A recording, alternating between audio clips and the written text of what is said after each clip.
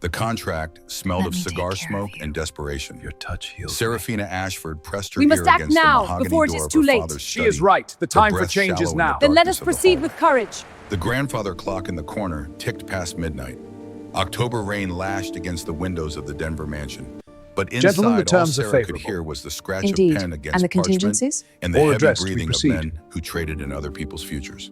$50,000. Her father's voice cracked through the door. Marcus Ashford, once the railroad king of Colorado, now sounded like a man drowning. That clears everything. The notes, the liens, the foreclosure notices. A deeper voice responded, smooth, oiled, the kind of voice that belonged to a man who smiled while he ruined lives. It clears your debts, Marcus. But there's a condition. Sarah's fingers tightened on the doorframe. Her heart hammered against her ribs. Anything, her father whispered. Name it. The girl, Serafina, she marries Ravencroft tonight, or I take your railroads at dawn. The world tilted. Sarah stepped back from the door, her hand flying to her mouth to trap the sound that wanted to escape. The hallway spun. The portraits of her ancestors on the walls seemed to judge her with dead eyes. Her grandmother's emerald necklace felt like a noose around her throat. She had always known her father was weak. She had watched him gamble away fortunes at cards, watched him sign contracts with shaking hands, watched him drink himself into stupors while creditors banged on their door. But this was betrayal dressed in legal documents. The door opened. Her father stood in the threshold, his face gray in the lamplight. Behind him, Donovan Kellerman rose from the leather chair like a vulture finding carrion. He was a large man, broad-shouldered and thick-necked, with silver hair combed back from a face that might have been handsome, if not for the cruelty in his pale eyes. His suit was Italian silk. His watch chain was pure gold.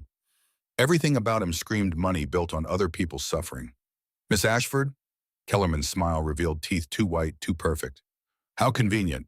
We were just about to send for you. Sarah looked past him to her father. Marcus couldn't meet her gaze. What is this? She asked, though she already knew. The contract on the desk, the open bottle of ink, the wedding certificate waiting for signatures. Business, Kellerman said. He picked up the papers, holding them like a priest might hold scripture. Your father owes me a considerable sum. I'm offering him a way to settle accounts that benefits everyone. Everyone except me. On the contrary, Kellerman stepped closer. He smelled of bergamot and tobacco. You'll be married to one of the wealthiest landowners in Montana Territory. The Ravencroft estate spans 10,000 acres. Copper mines, timber rights, a fortune if properly managed. Then why doesn't this Ravencroft marry someone of his own choosing? The smile on Kellerman's face turned sharp. Because no woman of breeding will have him. Not after the accident. Not after what the fire did to him. Sarah felt ice slide down her spine. What fire? 2 years ago, a mine explosion at Ravencroft Copper. Terrible tragedy. 12 men dead. Lucian Ravencroft survived, though some say he shouldn't have. Kellerman's eyes glittered with something ugly. They call him the Beast of Blackwood now. Half his face melted like candle wax. Can barely use his left arm. Walks with a limp. But he's still breathing, and he still needs an heir. Her father finally spoke, his voice barely above a whisper. It's a mercy, Serafina. You'll be a countess. You'll want for nothing. Except freedom, she said flatly. You have 2 hours to prepare, Kellerman announced, as if she had already agreed, as if her consent was irrelevant. The justice of the peace is waiting at the cathedral. Your father has already signed the necessary documents. All that remains is your signature and the ceremony itself.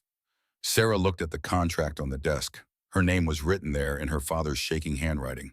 Below it, a line for her signature. Below that, another signature already dry on the page. Lucian Ravencroft. The penmanship was strong at first, then deteriorated into a scrawl as if the hand that wrote it had been fighting against itself. And if I refuse, she asked quietly. Kellerman's smile disappeared. Then your father goes to debtor's prison at dawn. The house will be auctioned. Your mother's jewelry, the servants' wages, everything. Your family name will be synonymous with bankruptcy and shame for generations. He paused. But I'm a reasonable man. Sign the paper and I'll even throw in a wedding gift. $5,000 for your trousseau. Enough to start your new life in comfort. It wasn't an offer. It was extortion, dressed in silk. Sarah walked to the desk. She picked up the pen. The nib was still warm from her father's fingers. In the reflection of the inkwell, she saw her own face. 22 years old, brown hair pinned back severely. gray eyes that had learned too young not to show fear. She had always been the practical one, the one who kept the household accounts when her father's eyesight began to fail, the one who dismissed servants when wages couldn't be paid, the one who survived. She signed her name. The ink was black as a grave. St. Michael's Cathedral sat on the edge of Denver's Society District like a stone sentinel. By the time Sarah's carriage arrived, the rain had turned to sleet. The Gothic spires clawed at the midnight sky. Through the stained glass windows, she could see the flicker of candles. There were no guests, no flowers, no joy. Her mother had stayed home, claiming illness. In truth, Grace Ashford couldn't bear to watch her daughter be sold like livestock. The only witnesses were Kellerman's lawyer, a thin man named Pemberton, who looked like an undertaker, and the justice of the peace who kept checking his pocket watch as if he had somewhere better to be. And at the altar, waiting in the shadows, was the man she was about to marry. Lucian Ravencroft stood with his back to the door. He was taller than she had expected. His broad shoulders filled a black frock coat that seemed too tight, as if it had been made for a different man. When he turned at the sound of her footsteps, Sarah's breath caught. Kellerman had said half his face was destroyed. He had undersold the horror. The right side of Lucian Ravencroft's face was handsome. Sharp cheekbones, a strong jaw darkened with stubble, one eye the color of a Montana winter sky, pale blue and piercing. But the left side was a landscape of ruin. Shiny keloid scars pulled at his skin from temple to collar, twisting his mouth into a permanent half-snarl. His left eye was slightly closed, the lid damaged. Burns ran down his neck and disappeared into his shirt. His dark hair was worn long, clearly an attempt to hide the worst of it, but in the candlelight there was no hiding. He looked at her with that one good eye, and Sarah saw nothing. No anger, no shame, no hope. Just a profound, exhausted emptiness, as if all the humanity had been burned out of him, along with his face. He did not bow, did not offer a greeting, simply stood there like a man waiting for his own execution. The justice of the peace cleared his throat. "Shall we begin?" The ceremony was a mockery. The words were correct, the legal phrases recited with professional disinterest, but there was no music, no congregation, no blessing. Just contractual obligations spoken aloud in a cold church while sleet hammered the roof. "Do you, Lucian Ravencroft, take this woman to be your lawfully wedded wife?" His voice, when it came, was gravel grinding under a boot heel. Deep, rough, as scarred as his face. "I do." Not a promise, a surrender. "And do you, Seraphina Ashford, take this man to be your lawfully wedded husband?" She looked at Kellerman, standing in the back pew with his arms crossed and that satisfied, smile on his face. She thought of her father drinking himself unconscious in his study. She thought of her mother weeping into her pillow. She thought of the 12 men who died in Ravencroft's mine and the man standing beside her who had survived when perhaps he should not have.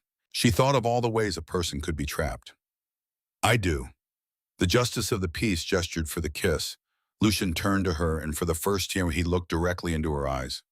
Up close she could see the damage more clearly, the way the scar tissue pulled at his lip, the slight tremor in his left hand. But she also saw something else, something that flickered for just a moment in that pale blue eye. Recognition, as if he understood exactly what she was feeling, as if he too had been sold.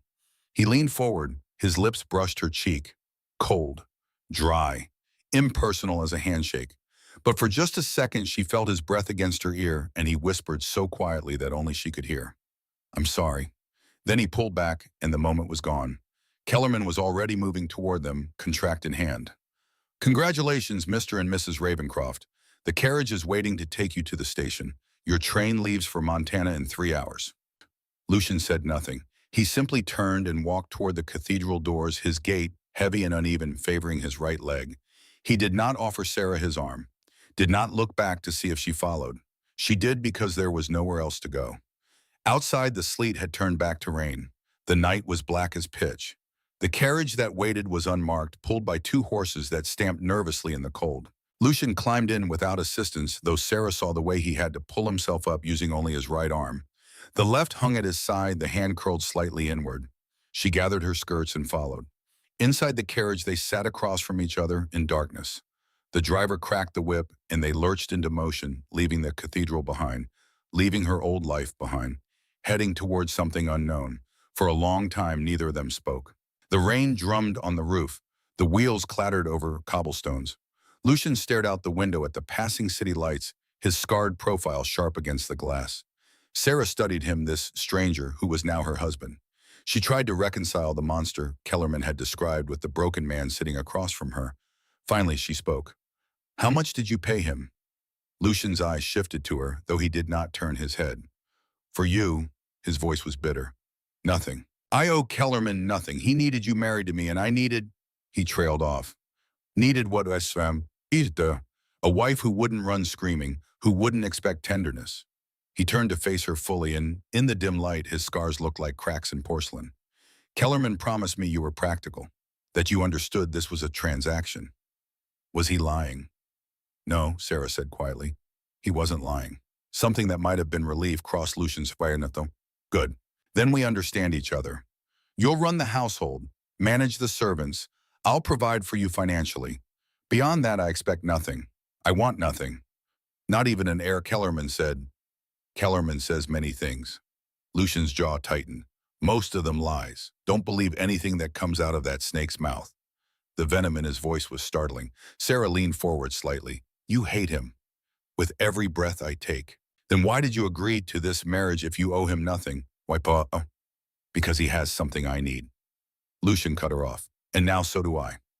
He meant her. Sarah understood. Whatever game was being played between Lucian Ravencroft and Donovan Kellerman, she was a piece on the board. A pawn moved into position. The question was, for what purpose? The train journey took 2 days at Terciames. 2 days of silence broken only by the rhythmic clatter of wheels on rails. Lucian sat across from her in their private compartment, reading mining reports and legal documents, his good hand turning pages while the damaged one rested on his thigh. He never spoke unless spoken to. At mealtimes in the dining car, he ordered for her without asking her preferences. Roast beef, potatoes, coffee, black as coal. He ate mechanically, cutting his food one-handed with the efficiency of long practice. Other passengers stared. Of course they stared. A scarred man and his 2 young wives sitting in rigid silence.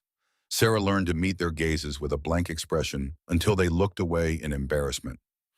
At night, Lucian gave her the sleeping berth and took the bench seat, folding his large frame into an uncomfortable position without complaint. Sarah lay awake listening to his breathing. Sometimes he would mutter in his sleep. Names, warnings. Once clearly he said fire and woke himself up gasping. He never mentioned it. Neither did she. They crossed from Colorado into Wyoming, then north into Montana Territory. The landscape changed from mountains to plains, to forests of pine that stretched endlessly under gray skies. The towns grew smaller, more isolated, the people harder. This was frontier country, still rough and unforgiving. It suited her new husband perfectly. On the second night, as they pulled into a small station for coal and water, Sarah finally broke the silence. "Tell me about the mine explosion." Lucian's eyes snapped to her. In the lamplight of the compartment, his scars looked like molten gold. "No. I'm your wife. I have a right to know what I'm walking into. You have a right to nothing beyond what our contract specifies." His voice was cold, final. But Sarah had not survived her father's disasters by accepting defeat easily. Kellerman said 12 men died. He said you survived. He implied it was your fault. Kellerman, to Lucian said slowly, would imply anything if it served his purposes. Was it your fault? For a long moment she thought he wouldn't answer. Then he set down the papers he had been reading and looked at her with an intensity that made her want to flinch. "I owned the mine. I signed the contracts. I hired the foreman who cut corners on the timber supports to save money. When the blast happened, I was underground inspecting a new shaft. The explosion brought down half the mountain. 12 good men were buried alive. I tried to dig them out with my bare hands. The fire caught me before I could reach them." He touched his scarred cheek with his good hand, the gesture unconscious. "So yes, it was my fault. Every death, every widow, every orphan child. Mine." The rawness in his voice cut through the compartment like a blade. "Kellerman told you all this to make you afraid of me," Lucian continued. "To make you think you're married to a monster who kills his own men through negligence. And perhaps you are, but I will not discuss it further. That past is buried, literally." He turned back to his papers, dismissing her. But Sarah had seen something in his face during that confession. Guilt, grief, the kind of pain that didn't heal with time. Whatever else Lucian Ravencroft was, he was not the monster Kellerman had painted. He was something far more complicated. They arrived at Ravencroft Estate just after midnight. The carriage ride from the station took another 2 hours through wilderness that seemed to swallow all light. Pine forest pressed close to the narrow road. The October wind howled like something alive. Sarah pulled her cloak tighter, but the cold seeped through anyway. This was mountain cold, bone deep and unforgiving. When the estate finally appeared through the trees, Sarah's first thought was that it looked like something from a Gothic novel. The main house was 3 stories of dark stone and timber with steep gabled roofs and tall windows that reflected nothing. 2 wings extended from the central structure like arms. The left wing was intact lights glowing in a few windows. The right wing was a blackened ruin, burned out, collapsed in places. Windows like empty eye sockets. The mine fire. This was where it had happened. The carriage stopped in the circular drive. Before Lucian could move, the front door opened and 3 figures emerged into the lamplight. An older woman led them. Tall, thin, gray hair pulled back in a severe bun. She wore black from collar to hem, and her face had the pinched look of someone perpetually disappointed by life. Behind her, a younger woman in a maid's uniform and a man in butler's livery stood with their eyes down. The older woman curtsied as Lucian climbed stiffly from the carriage. "My lord, we received your telegram. Welcome home." "Mrs. Hartley," Lucian's voice was neutral. He turned to help Sarah down, offering his good hand. When she took it, she felt calluses. The hand of a man who had done hard labor. "My wife, Lady Ravencroft. See that the master suite is prepared." Mrs. Hartley's eyes flicked to Sarah, and something cold passed through them. Judgment, pity, calculation. All of it in a heartbeat. "The master suite, my lord." Her voice held the faintest question. "But it is your wedding night. Surely." "Did I stutter, Mrs. Hartley?" The housekeeper's mouth became a thin line. "No, my lord, of course. The master suite will be ready within the hour." She turned to Sarah. "If my lady would follow me." But Lucian had already moved toward the house, his uneven gait carrying him quickly up the stone steps. He disappeared through the door without looking back, without saying goodnight, without acknowledging his new bride at all. Mrs. Hartley watched him go, then turned to Sarah with an expression that might have been sympathy. "Welcome to Ravencroft Estate, my lady. I do hope you'll be comfortable here." The words were proper. The tone said, "You won't be." Sarah followed her inside. The entrance hall was cavernous and cold. Dark wood paneling absorbed what little light came from the few lamps burning in wall sconces. A grand staircase swept upward into shadows. The air smelled of old smoke and something else, something acrid that had seeped into the walls and would not leave. "The west wing is intact," Mrs. Hartley said as she led Sarah up the stairs. "The east wing, well, my lady will see. It's been sealed since the accident. Lord Ravencroft does not permit anyone to enter." They walked down a long hallway lined with portraits. Men in military uniforms, women in elaborate gowns, Ravencrofts going back generations, all of them staring down with hard eyes. At the end of the hall, Mrs. Hartley opened a heavy oak door. The master suite. The room was beautiful and freezing. A 4-poster bed dominated the space, dressed in deep blue velvet. A fireplace took up most of one wall, but it had only been lit recently. The flames were small, struggling against the chill. Tall windows looked out over the forest, and through them, Sarah could see the ruined east wing silhouetted against the night sky. "I'll have Annie bring up hot water for washing," as Mrs. Hartley said. "Will my lady require assistance preparing for bed?" "No, thank you." The housekeeper nodded once and withdrew, closing the door behind her. Sarah stood alone in the cold room and listened to the old house settle around her. Somewhere down the hall, a door slammed. Footsteps passed by her door, then faded. The wind rattled the windows. This was her wedding night. She walked to the wardrobe and found a nightgown already laid out.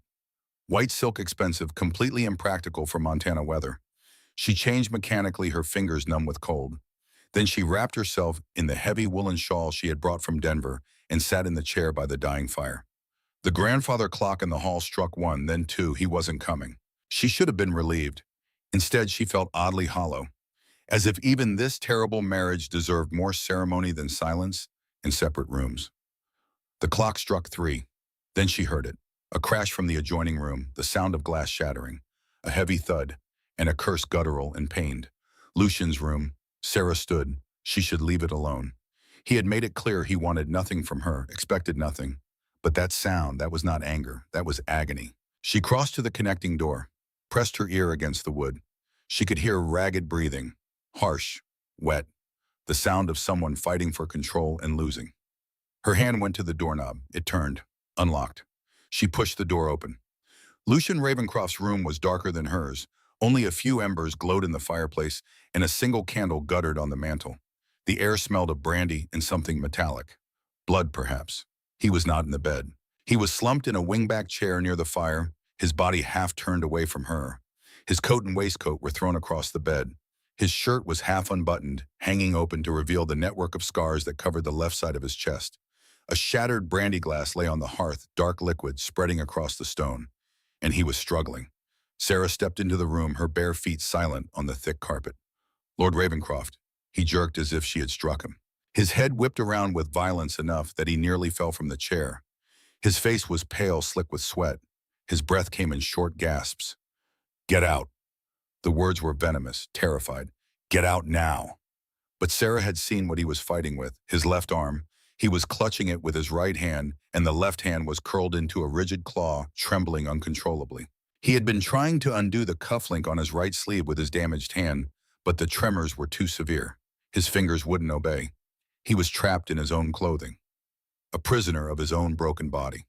I said, get out, you foolish girl. His voice cracked on the last word. He yanked at the sleeve, ripping the fabric in frustration. The sound was loud in the quiet room. Sarah understood in a heartbeat. This was not drunkenness. This was not rage. This was pain and humiliation in equal measure. The proud beast of Blackwood could not undress himself. The fear left her, replaced by something steadier, calmer. She had nursed her mother through pneumonia 2 winters ago. She had cleaned wounds and changed soiled sheets and held basins while her mother retched. She was no stranger to the indignities of the human body. She walked toward him. Don't.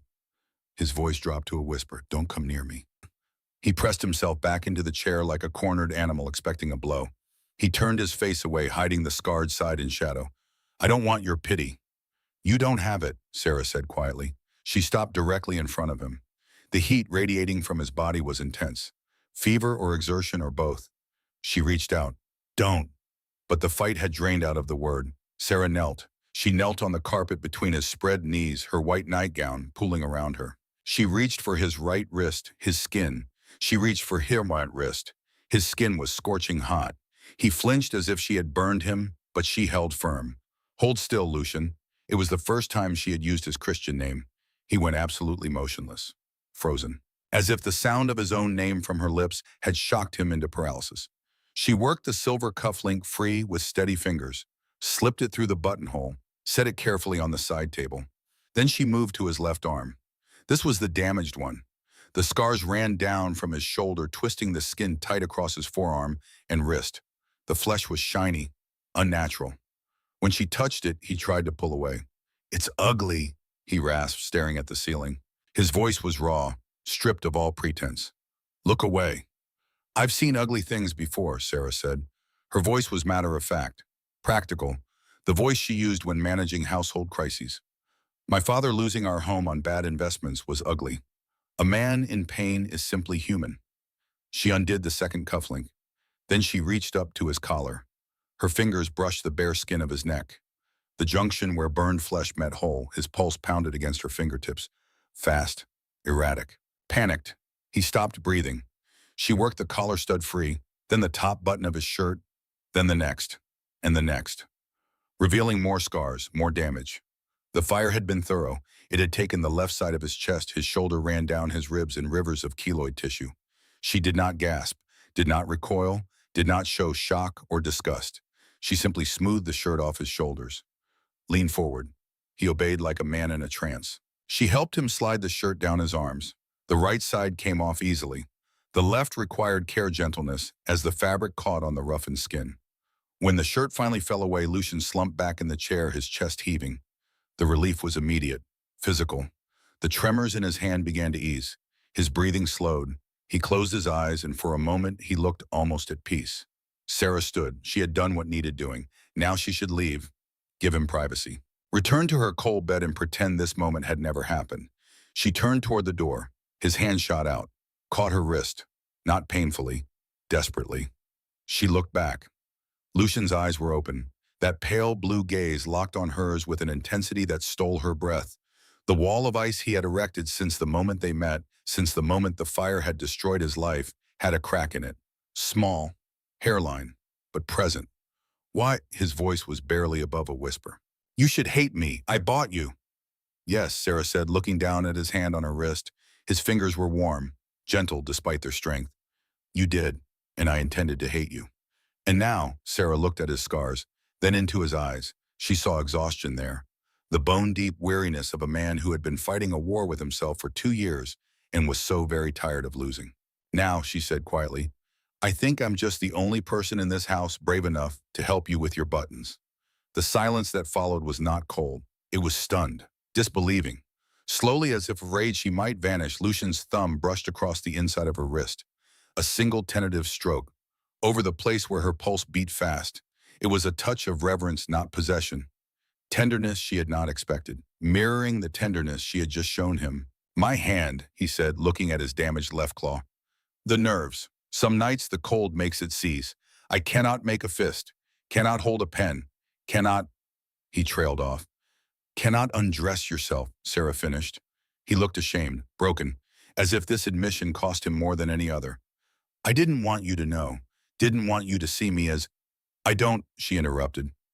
He released her wrist, but his gaze held her. Go to bed, Serafina. Before I forget that I'm a gentleman and you're a woman who deserves better than a beast. Sarah hesitated. She could leave, should leave. But seeing him there shivering slightly, now that his shirt was gone, she made a choice. She walked to the bed, grabbed the heavy fur throw that lay across the foot of it, returned to him. She draped it over his bare chest, tucked it around his shoulders. Her hands lingered on the fur near his neck, and for just a moment Lucian leaned into her touch. Just an inch, but it was surrender, acceptance. Good night, Lucian. She retreated to the connecting door. Just before she closed it, his voice reached her, low, rumbling in the darkness. Thank you. Sarah closed the door and leaned against it. Her heart was racing. Her hands were shaking. She had expected a monster tonight, a beast who would take what he wanted with no thought for her comfort or consent. Instead, she had found a broken man. And for the first time since her father had signed that contract, Serafina Ashford Ravencroft didn't feel like a prisoner. She felt like a woman who had just solved the first piece of a very dangerous puzzle. But morning would bring new light, and with it she would learn that Lucian's physical scars were the least of the dangers at Ravencroft Estate. There were shadows in the hallways, secrets in the ledgers, a burned wing that no one was allowed to enter, and a man named Donovan Kellerman who was not finished with them yet. Not by a long measure. Morning came to Ravencroft Estate with all the warmth of a funeral. Gray light filtered through the heavy curtains of the master suite, casting everything in shades of ash. Sarah woke with a start, the memory of the previous night rushing back. Lucian's scarred chest, the tremor in his damaged hand, the whispered thank you in the darkness. For one foolish moment lying in the unfamiliar bed, she allowed herself a sliver of hope. Perhaps the monster was gone. Perhaps the man had taken his place. She dressed without calling for a maid, a gown of deep forest green merino wool, practical and warm against the mountain cold. She pinned her hair back severely, arming herself for whatever the day might bring. When she descended the grand staircase, the house was silent. No bustle of servants, no smell of breakfast cooking. Ravencroft Estate felt like a ship drifting in frozen waters, abandoned by its crew. She found the dining room by following the faint scent of coffee. It was a cavernous space with a high ceiling painted with fading cherubs that might have been beautiful once. Now they looked like ghosts. At the head of a long mahogany table sat Lucian reading a newspaper, the Helena Independent. He held it up with his right hand. His left was hidden beneath the table. He was fully dressed in a stiff charcoal suit, his cravat tied with military precision. His long, dark hair fell over the left side of his face, a curtain hiding the scars she had touched only hours before. He looked exactly as he had when she first met him. Cold, remote, untouchable. Good morning, Lucian. He did not lower the paper, did not even twitch. There is toast on the sideboard. The coffee is likely cold. The rejection was physical. It hit Sarah in the chest like a closed fist. The vulnerability of last night had vanished, replaced by a wall of ice thicker than the one she had first encountered. She poured herself a cup of tepid coffee and sat, not at the far end of the table where etiquette dictated, in the chair directly to his right. Lucian lowered the paper slowly. His single visible blue eye regarded her with something between irritation and wariness. I prefer to eat in silence. And I prefer to know my husband, Sarah replied. She buttered a piece of toast with deliberate slowness. How was your arm this morning? The question hung in the air. Dangerous, intimate, a reminder of what had passed between them. Lucian slammed the paper down. The sound echoed off the bare walls like a gunshot. He turned to her, and the morning light caught the full extent of his scarring. In the harsh daylight, it was more confronting. Angry red ridges of keloid tissue that pulled at his lip and twisted his eye. "Do not," he hissed, his voice dropping to a low growl, "do not mistake my weakness last night for an invitation, Serafina. I was indisposed. It will not happen again." Indisposed. Sarah raised an eyebrow. "You were in pain. You were human. Why do you fight so hard to be a statue?" "Because statues cannot be broken." He stood abruptly. His chair scraped violently against the floorboards. "You are here to manage the household. You are not here to nurse me. And you are certainly not here to dissect me like some specimen under glass." His voice was hard, final. "Stay out of my study. Stay out of my way." He turned to leave, limping heavily on his bad leg. But before he could reach the door, it opened. A man stepped through, tall, thin, late 40s. He wore a black suit that had seen better days, dusty at the cuffs and worn at the elbows. His face was narrow with watery gray eyes that shifted constantly, never quite meeting anyone's gaze. In his arms, he carried a heavy leather ledger. Silas Vane. "My lord," Silas said, executing a bow that lacked any real respect. "Forgive the intrusion. We have urgent matters to discuss." Lucian's jaw tightened. "What matters, Silas?" "The creditors from Helena are pressing again, the timber contracts, and Mr. Kellerman has sent another letter regarding the northern boundary dispute." Silas's voice was oily, smooth. The voice of a man who had perfected the art of seeming helpful while being anything but. "Tell Kellerman the timber is not for sale. The boundary stands as surveyed." "Ah, but my lord, we have no money to defend our position. The legal fees alone." Silas trailed off, letting the implication hang. He glanced at Sarah. "Unless, of course, Lady Ravencroft brought a substantial dowry we weren't aware of." The insult was deliberate, a reminder that Sarah had come to this marriage with nothing. Less than nothing, debt. Lucian's hands clenched, the right one tight, the left one trembling with the effort. "I will handle it." "Handle it?" Silas actually smiled. "My lord, with all due respect, you haven't handled the estate finances in 2 years. Perhaps it's time to consider Mr. Kellerman's generous offer to purchase." "Get out." The words were quiet, deadly, but Silas didn't move. "The workers haven't been paid in 6 weeks, my lord. They're threatening to leave. Winter is coming. Without them?" "I said get out." Lucian's voice cracked like a whip. Silas flinched, then recovered, his smile returning. "Of course, I'll be in my office if you need me. Going over the accounts, making sure everything is in order."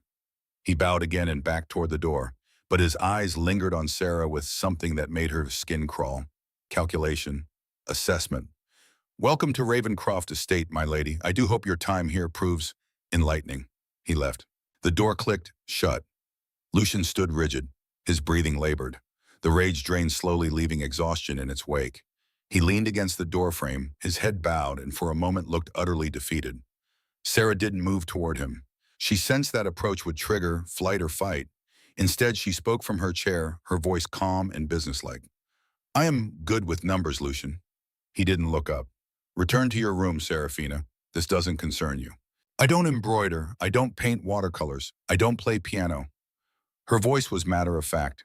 "My father's eyesight failed 3 years ago. I managed his ledgers, all of them, the railroads, the investments, the creditors. I know how to balance books, and I know when a man is being cheated." Lucian's head came up slowly. "What did you say?" Sarah stood, crossed to him, close enough to see the pulse beating in his throat, close enough to smell cedar and smoke. "Mr. Vane wears Italian silk.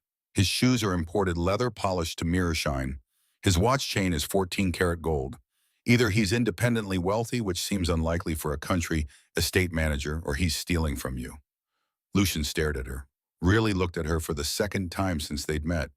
Not at the obligation, not at the burden, at the woman who had unbuttoned his shirt in the darkness and hadn't flinched. "I know," he whispered. The admission seemed torn from somewhere deep. "I know he's bleeding me dry, but I can't prove it. The fire took the old records, the account books from before the explosion. Everything. I'm blind in my own house." "Then let me be your eyes." It wasn't begging, it was an offer, a transaction between equals. Lucian studied her face. Something shifted in his expression. Some decision made. "The library. West Wing, second floor. What remains of the estate records are there. His voice was rough. Do not disturb me until dinner. He walked away, but he didn't say no. The library was a cathedral of books and dust, 2 stories tall with shelves reaching to the coffered ceiling. The collection was extensive. Philosophy, engineering, agricultural science, poetry, novels in 3 languages. Someone in the Ravencroft line had loved learning. But damp had gotten into the lower shelves. Water damage stained the spines. The smell was vanilla and decay. In the center sat a massive oak desk buried under paper chaos. Ledgers, invoices, letters threatening legal action. All of it covered in fine dust, as if no one had touched it in months. Sarah rolled up her sleeves. She worked systematically. Sorted papers by date, organized ledgers by type, created stacks, revenue, expenses, debt. By the time Mrs. Hartley brought lunch on a tray, Sarah had filled 3 pages with notes. The housekeeper set the tray down without comment, her expression carefully neutral. Will my lady require anything else? No, thank you. Mrs. Hartley paused at the door. My lady should know, Lord Ravencroft. Before the fire he was different, kinder. The explosion changed him. The pain, you understand. And losing? She trailed off. Losing what? The housekeeper's face closed. It's not my place to say. Good afternoon, my lady. She left Sarah alone with the ledgers and the ghosts. 3 days. Sarah spent 3 days in that library, sleeping in the chair when exhaustion overtook her, waking to continue the work. The patterns emerged slowly. Payments to suppliers who didn't exist. Timber sales where the revenue never appeared in the estate accounts. Workers listed as paid when they clearly weren't. And all of it routed through one institution, the Helena Territorial Bank, owned by Donovan Kellerman. On the evening of the 3rd day, as purple sunset bled through the tall windows, Sarah sat back and saw the whole picture. Silas wasn't just embezzling. He was systematically transferring Ravencroft's wealth to Kellerman. Had been for nearly 2 years. $70,000. Gone. The door opened. Lucian stood in the threshold, his coat off his shirt sleeves rolled up.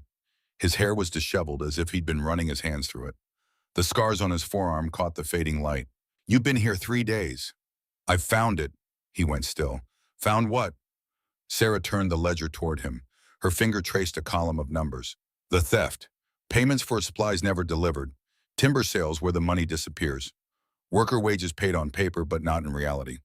All of it tracked to accounts at Kellerman's bank. Lucian moved to the desk, looked down at the evidence she'd assembled. His jaw worked. The damaged muscles in his face twitched. $70,000. Give or take, over 18 months. He gripped the edge of the desk, his knuckles white. Can you prove it in court? Not with these alone. They're your copies. A judge would say they could be altered. We need Silas's original records, the ones he uses to pay himself, the ones with Kellerman's signatures. Where would he keep them? Somewhere close, somewhere he feels safe. Sarah met his gaze. Where does Silas live? The northern boundary. Old hunting cabin that belonged to the estate. I let him use it when I hired him. Lucian's voice was bitter. Another mistake. Sarah stood. She was nearly a foot shorter, but she met his eyes without flinching. Then we search it, find his real ledger. Without it, we have suspicions, but no proof. We, Lucian's tone was sharp. There is no we in this. Silas is dangerous. If he catches you, he works for you. Legally, you have every right to inspect estate property. Legally, yes. But Silas doesn't answer to me. He answers to Kellerman. Lucian turned away, stared out the window at the darkening forest. And Kellerman doesn't play by legal rules. What did Kellerman take from you? The silence stretched taut as wire. When Lucian finally spoke, his voice was distant, haunted. Her name was Catherine, but Sarah didn't wait for Lucian to tell her. That evening, while he was away riding the northern boundary with Thomas checking the winter preparations, Sarah made a decision. She had to see the East Wing for herself, had to understand what haunted this house, what haunted her husband. The corridor leading to the burn section was cold. The temperature dropped noticeably with each step. The acrid smell grew stronger. Smoke and char, 2 years old, but somehow still fresh. At the end of the hallway, most doors were boarded shut with heavy planks. But one stood unbarred, slightly ajar. Sarah pushed it open. The hinges screamed in protest. It had been a nursery. The realization stopped her breath. A blackened rocking horse stood in the corner, its paint blistered away. The wallpaper peeling and stained with soot showed faint outlines of painted rabbits and clouds. The ceiling had partially collapsed, revealing gray sky through the gap. Rain had gotten in. Water damage stained the floor. Why would the fire have started in a nursery? Lucian had no children, had never been married. She stepped inside carefully, her skirts sweeping the ash-covered floor. In the center of the room, untouched by the collapse but blackened by smoke, sat a heavy oak chest. Someone had dragged it here after the fire, protected it. Sarah knelt before it. The lock was melted, warped by heat. The lid lifted with a heavy creak. Inside, wrapped in layers of oilcloth to protect from the elements, were items that had been saved deliberately. Someone had placed them here, hidden them. She pulled out a silver rattle, tarnished but intact, a sketchbook, the pages smoke-damaged but legible, and a bundle of letters tied with a blue ribbon. She opened the sketchbook with trembling hands. The drawings were exquisite, charcoal sketches of the Montana wilderness, horses running across the moors, the estate in better days. And then filling page after page, a beautiful woman with laughing eyes and dark curls pulled back in elaborate styles. The artist had loved her. That much was clear in every line. Underneath one sketch in handwriting that matched Lucian's signature on their marriage certificate was written, "Catherine, my heart." Sarah felt a pang of something she refused to name. Not jealousy. She had no claim on Lucian's past, but something close to it. She set the sketchbook aside and picked up the letters. They were addressed to Lucian in elegant feminine script. The dates ranged over 2 years, ending abruptly 2 years ago.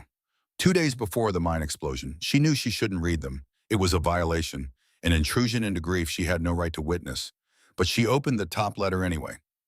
"My dearest Lucian, I cannot do it. I cannot leave him.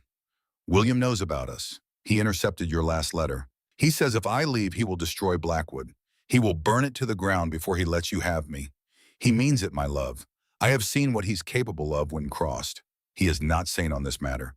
Please, for your own safety, for the safety of your workers, forget me. Marry someone else. Have the family you deserve. I will bear this cage if it means you live. Yours in heart, if not in deed, Catherine." Sarah's hands shook as she lowered the letter. William, not a random name. William was Donovan Kellerman's first name. She had seen it on legal documents in the library. The mine explosion hadn't been an accident. Kellerman had said it. To kill Lucian. To clear the way to Catherine. And Lucian had been preparing a nursery for the children they would have. That's why he'd been here when the explosion happened. Why the fire had caught him. "I told you to stay out of the East Wing." Sarah's heart stopped. She spun around. Lucian stood in the doorway, silhouetted against the dim hallway light.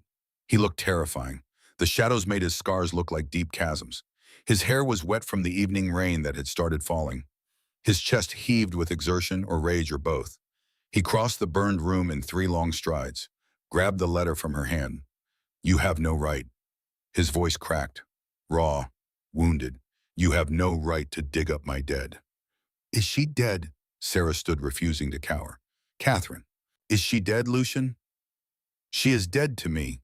He crumpled the letter in his fist. "She married him, married Kellerman, a month after the fire, while I lay in that hospital bed screaming as they cut away the burned flesh.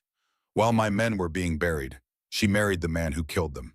He turned away, slammed his fist against the charred wall. Plaster and ash rained down. "He did this." Lucian's voice broke. "Kellerman set the fire. I know it. Everyone knows it. But no one can prove it. He's too careful, too connected. And Catherine," he let out a laugh that was pure bitterness, "Catherine won't testify against her husband. So he wins. He always wins." Sarah looked at the letter on the floor, at the smoke-damaged sketchbook, at this room that had been meant for children who would never exist. "She tried to warn you," Sarah said quietly. "Too late. The warning came too late." Lucian's shoulders shook. "I was underground that day because the foreman told me there was a problem with the new shaft. A problem only I could see. I went down with 12 men. The explosion happened 10 minutes later. We never had a chance. The foreman worked for Kellerman." Lucian went still. "How did you—" "The ledgers, payments to a Daniel Garrett, listed as mine foreman. But after the explosion, the payments continue. Severance pay allegedly, except they're going to an address in San Francisco. Kellerman paid him to lure you underground, then paid him to disappear." Lucian turned slowly to face her. The rage in his eyes was transforming, from hot, chaotic grief into something colder, sharper, more dangerous. "You found proof. I found payments, suggestive but not conclusive. We'd need Garrett's testimony. Or Silas's private ledgers showing Kellerman ordered it. Or Catherine's testimony. Sarah nodded. Or that, they looked at each other across the ruined nursery. Rain began to fall harder outside, drumming on the collapsed roof. Wind howled through the gaps. "I'm sorry I came here without permission," Sarah said. "But I needed to understand, needed to know what we're fighting. We're not fighting anything. This isn't your battle. You made it mine when you married me. Kellerman used me to control you. That makes it personal." Lucian studied her face. Really studied her. The woman who had unbuttoned his shirt. Who had spent 3 days finding proof of theft. Who stood in a burned room holding letters from his lost love and wasn't running away. "She was everything to me," he said quietly. "Catherine, I would have burned the world for her. Did burn in a way, and she chose him anyway. She was afraid. Fear doesn't excuse betrayal." "No, but it explains it." Sarah moved closer. "I'm not her Lucian. I won't promise forever or whisper words I don't mean, but I'm here, now, and I'm not running. So either we fight together or we lose everything separately." Lucian looked at her for a long moment. Then he reached out with his scarred left hand. It trembled, the nerves damaged, but he raised it to her cheek anyway. The rough skin was warm against her face. "Why do you stay?" he asked. The same question from their wedding night. "Why fight for a ruin?" Sarah placed her hand over his, held it against her face. "Because I'm beginning to realize that the ruin is the only thing worth saving." The distance between them vanished. Lucian leaned down, his forehead resting against hers. He smelled of rain and smoke and Montana earth. "I don't know how to do this," he whispered. "How to let someone in, how to trust again." Then we learned together. They stood like that, breathing the same air until the sound of horses in the courtyard below broke the moment. Thomas's voice carried up through the broken ceiling. My lord, are you there? Silas has returned early from Helena. He's asking for you." Lucian pulled back, his jaw set. "We continue this later. Right now we have a rat to catch."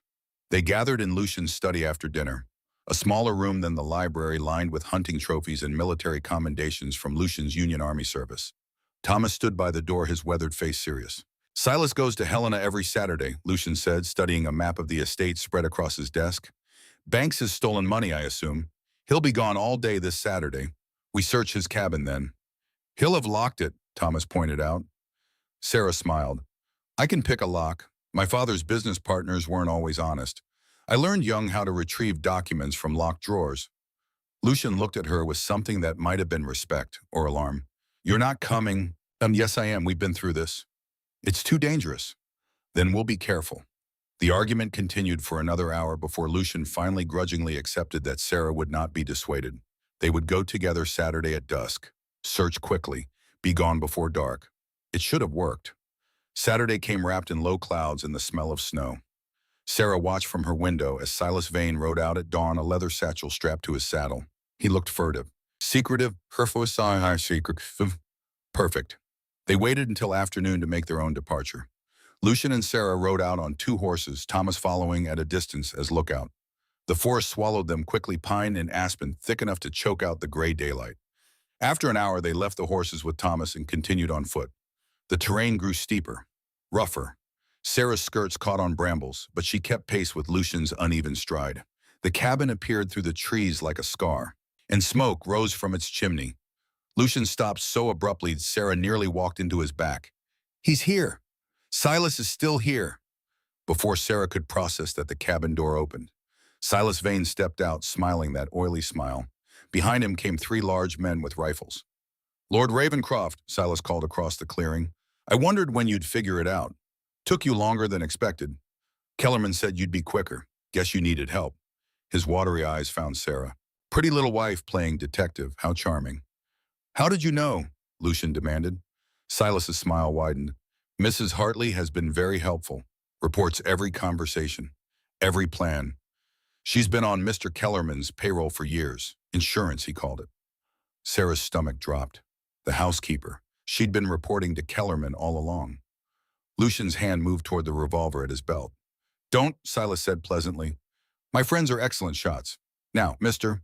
Kellerman sent a message. He's calling in your debts. $50,000 by month's end or he takes the estate." "I don't owe him $50,000. Silas patted his pocket. "Contracts right here say otherwise. Your signature, all legal." "Forgery." Prove it. The three men raised their rifles. The threat was clear. I can't let you leave knowing what you know, Silas continued. No witnesses. Lucian moved, grabbed Sarah, pulled her behind a tree as gunfire erupted. Bark exploded where they'd been standing. Run! Lucian shouted, drawing his revolver. But Sarah didn't run. When one of the gunmen came around the tree, she grabbed a fallen branch and swung it with all her strength. It connected with his knee. Bone cracked. He went down screaming. Lucian fired twice. Another man fell. The other two scrambled for cover. The cabin, Lucian said. Inside, now! They ran. More gunfire. A bullet whined past. They crashed through the cabin door. Lucian slammed it shut, threw the bolt. Then they smelled it. Smoke. Curling under the door, orange light flickering through wall cracks. They'd set the cabin on fire. Lucian's face went white, his breathing rapid, shallow, his eye wide and unfocused. He wasn't seeing the cabin. He was seeing the mine. No, he backed away from the door. Not again. Not fire. Sarah looked around frantically. Window too small, door engulfed. But there a trap door, root cellar. She ran to it. Grabbed the iron ring, pulled. It didn't budge. Smoke thickening, heat building. Behind her, Lucian had slid down the wall, hands over his head, lost in trauma. Sarah pulled harder. The hatch groaned, gave way. Opened. She ran to Lucian, grabbed his face. I am not Catherine, she said fiercely. I am here. I am not leaving you. Now carry me. We're getting out, together. His eye focused, found hers. Serafina. Carry me. Something shifted. He surged up, grabbed her. Charged for the hatch as the roof began collapsing. Threw her down, followed, pulled it shut as burning timber fell. Darkness. Cool earth. Safety. This way, Lucian rasped. His hand found hers. Back exit. They crawled through the tunnel, behind the muffled roar of fire. Ahead, gray light. They emerged 50 yards from the inferno, gulped fresh air, coughing, alive. Through the smoke, they could see Silas and his men celebrating, thinking Lucian and Sarah were dead. Come, Lucian whispered. They melted into the forest. Only when they reached Thomas and the horses did they stop. Lucian looked at Sarah, covered in soot and ash, dress ruined, eyes fierce. You hit a man with a tree branch. Yes. You didn't run. No. You pulled me out of the fire. Yes. He smiled, a real smile. We're going to destroy him. Lucian said quietly, yes, we are. They rode back through the gathering darkness. The mission had failed, but something had changed. They were partners now, and that was far more dangerous to their enemies than either alone could ever be. Thomas led them to a line shack hidden in the northern timber. Safe. Secret. While they cleaned soot from their faces, while Thomas brought blankets and food, Sarah made a decision. We need Catherine. Lucian looked at her. What? She's the only one who can testify to Kellerman's intent, who can connect him to the explosion. Without her, it's our word against his. She won't. She's too afraid. Then I'll go to Helena, talk to her, woman to woman. Absolutely not. They argued until dawn, but Sarah was immovable. Finally, Lucian agreed, with conditions. She would go as a society wife making calls. He would wait nearby with Thomas in armed ranch hands. At first sign of trouble, they would extract her. Sarah approached the service entrance with a basket of charity auction papers. The young guard wavered at her story about Mrs. Kellerman requesting her visit. The housekeeper, Mrs. Brennan, finally admitted her to the parlor. When Catherine entered, Sarah saw immediately what she'd suspected. Shadows under her eyes, fading bruises on her wrists. Mrs. Ravencroft, how kind of you to call. Catherine's voice was controlled. I'm afraid I don't recall.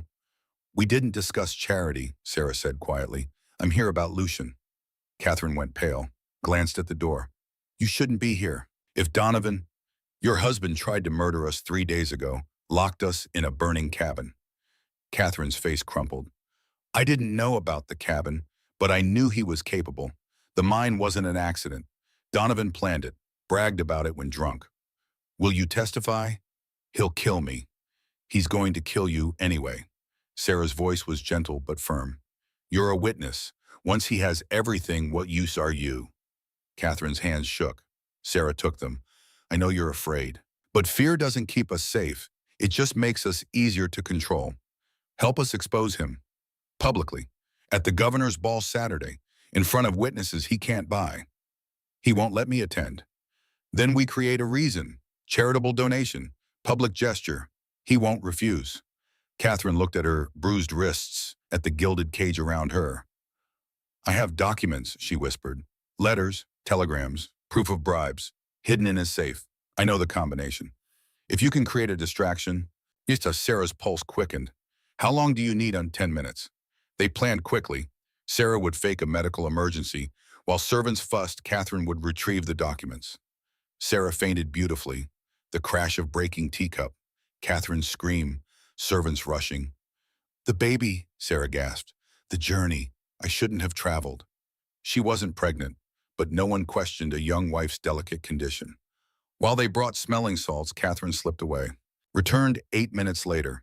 Pressed papers into Sarah's reticule. Got them. At the service entrance, Catherine gripped Sarah's arm. Saturday, Governor's Ball. I'll be there. I'll testify. The next days blurred together. Lucian and Sarah studied Catherine's documents. Letters proving Kellerman bribed judges. Telegrams ordering mine sabotage. A drunken confession he'd written and thought destroyed. Thomas recruited witnesses. Mine workers, widows, merchants. 43 people willing to testify. On Friday, Lucian held Sarah's face in his hands. If we do this, there's no going back. Kellerman will try to kill us again. Then we make sure he fails. He kissed her. Not desperate, not gentle. Hard and real and alive. When this is over, he said, I'm going to ask you a question. What question? Whether you want to stay married. For real. By choice. Ask me now. Now, we might not survive tomorrow. Lucian searched her face. Serafina Ashford Ravencroft.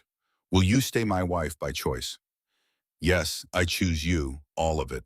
He kissed her again, slower, a promise. They rode into Helena at noon, not in secret, in daylight.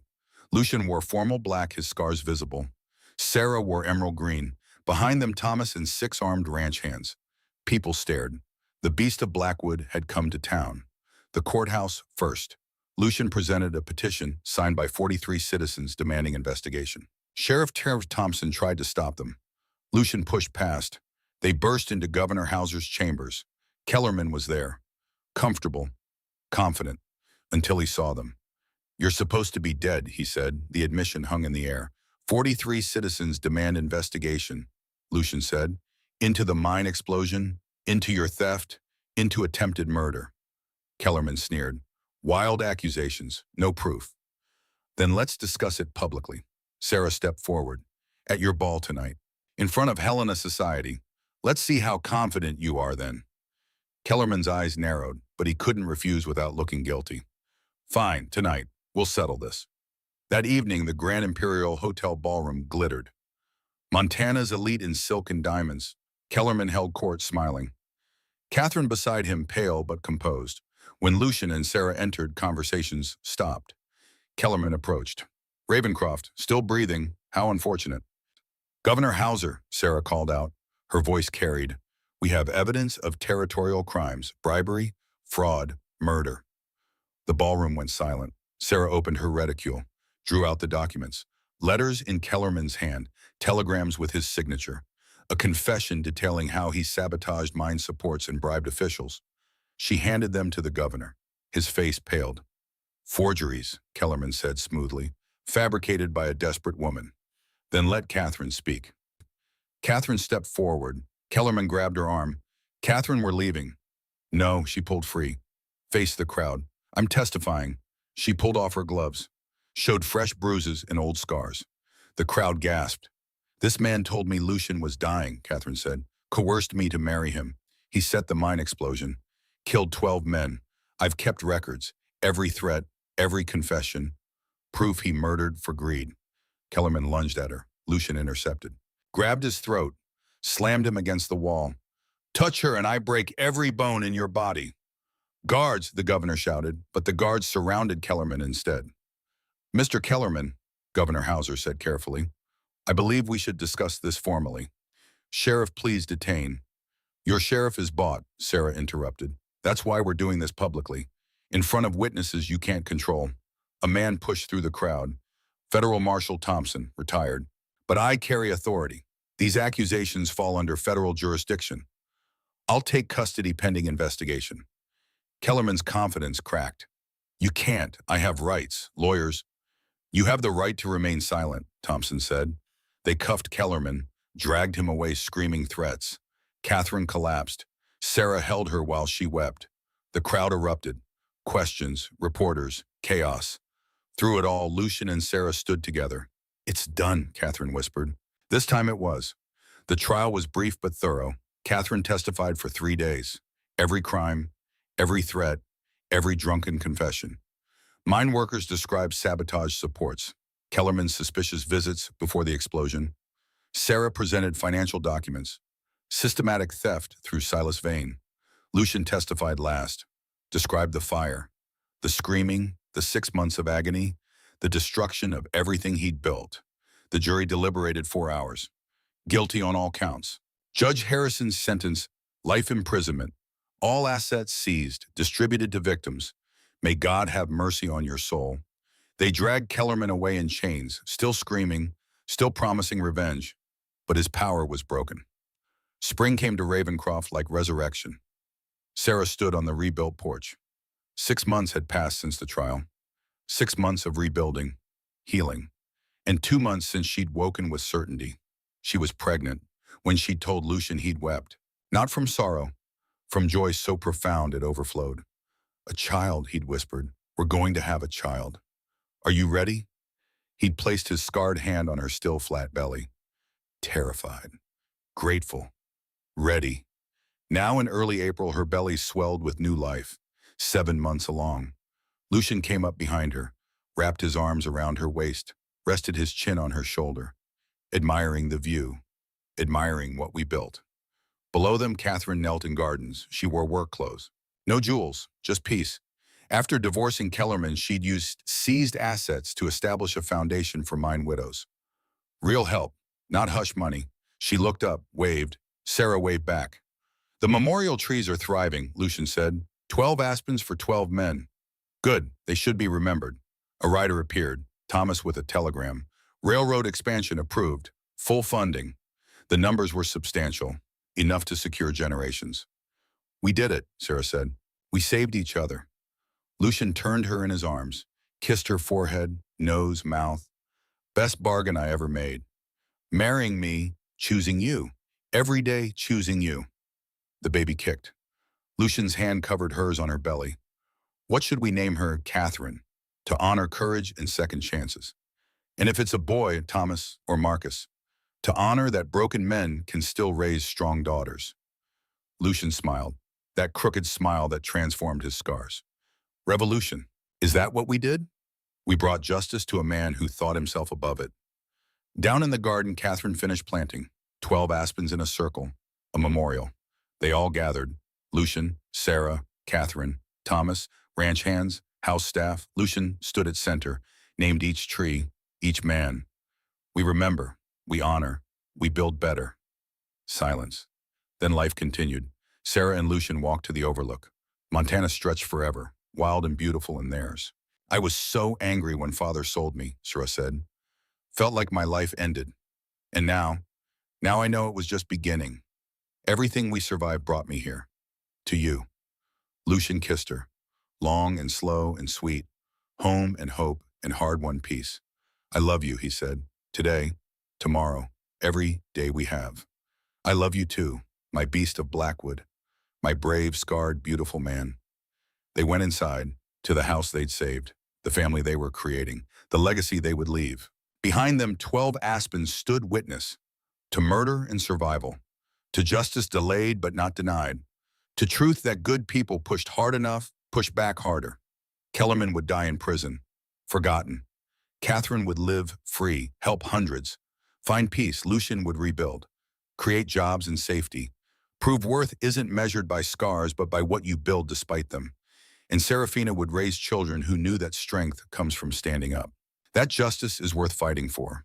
That love isn't found in fairy tales, but in choosing someone every day. The Beast of Blackwood became a legend, not for scars, not for suffering, but for surviving, for fighting back, for proving the broken can heal if someone believes they're worth saving. That was the legacy. That was victory. And it would echo through Montana territory for generations.